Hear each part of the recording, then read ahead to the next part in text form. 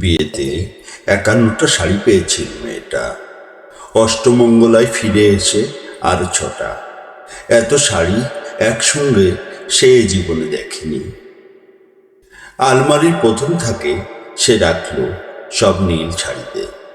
হালকা নীল একটাকে জড়িয়ে ধরে বলল, তুমি আমার আকাশ।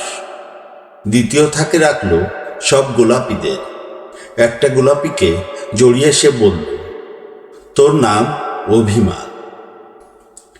তৃতীয় থাকে ৩টি ময়ূর, যেন ৩ দিক থেকে ছুটে আসা সুর। তেজপাতার রং যে শাড়িটার, তার নাম দিল বিস্বাদ। সারা বছর সে শুধু শাড়িই উপহার পেল। এত শাড়ি সে কি করে এক জীবনে পরবে? কিন্তু বছর যেতে না যেতেই ঘটে গেল সেই ঘটনা। সন্ধ্যের মুখে মেয়েটি বেরিয়েছিল তার স্বামীর সঙ্গে চাইনিজ খেতে। কাপড়ে মুখ বাঁধা ৩টি ছেলে এসে দাঁড়ালো। স্বামীর তলপেটে ঢুকে গেল ১২ ইঞ্চি।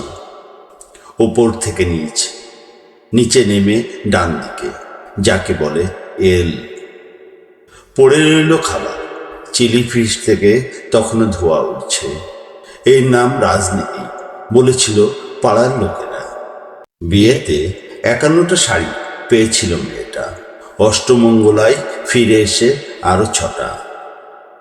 একদিন দুপুরে শাশুড়ি ঘুমিয়ে সমস্ত শাড়ি বের করে ৬তলার বারান্দা থেকে উড়িয়ে দিল নিচের পৃথিবীতে। শাশুড়ি পরিয়ে দিয়েছে তাকে সাদা থান। ১৯ বছরের একটা মেয়ে, সে একা। কিন্তু সেই থানও এক ঝটকায় খুলে নিল ৩ জন।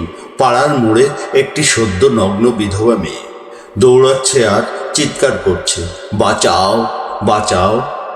পেছনে ৩ জন। সে কি উল্লাস! নির্বাক পাড়ার লোকেরা। বিয়েতে ৫১টা শাড়ি পেয়েছিল মেয়েটা। অষ্টমঙ্গলায় ফিরে এসে আরো ৬টা।